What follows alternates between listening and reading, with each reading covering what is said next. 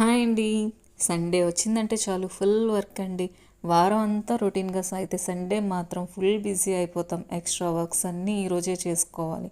ఇవన్నీ ఇలా ఉంటే ప్రతిరోజు 7:30కి నిద్ర లేచిన నా బిడ్డలు ఈరోజు ఏదో పెద్ద పని ఉన్నట్టు 6:30కే లేచారండి. మా యశు అయితే నిన్ననే చెప్పింది, మమ్మీ నువ్వు లేవద్దు నేనే పని అంతా చేస్తా అని. అంటే నాకు కొంచెం హెల్త్ బాగాలేదండి, అందుకని హెల్ప్ చేస్తానంది. అన్నట్టుగానే మార్నింగే లేచిందండి. లేచింది మొదలు బ్రష్ కోసం కొట్టుకోవడం స్టార్ట్ చేశారండి. చైతుకి నచ్చిన బ్రష్ వచ్చిందని నన్ను ఎలా ఎక్కిరిస్తున్నాడో చూడండి. రెండూ సేమ్ బ్రష్లే, కానీ వాటిలో డిఫరెన్స్ ఏంటో నాకు అర్థం కాలేదు. మళ్ళీ ఆ బ్రష్లు కలవకూడదని పేర్లు కూడా రాయించుకున్నారండి, లెటర్స్. ఈరోజైతే నేను టిఫిన్ ప్రిపేర్ చేయలేదు, రైస్ ఒకటే చేశానండి. బ్రష్ చేసిన వెంటనే వేడి గింజలో పెరుగు వేసి అన్నం పెట్టానండి. పల్లి అచ్చులతో తిన్నారు.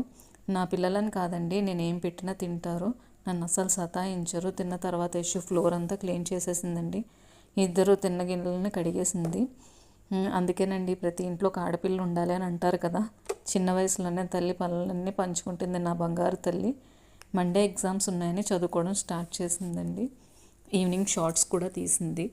ఈ వీడియో కనుక మీకు నచ్చినట్టుంటే లైక్ చేయండి.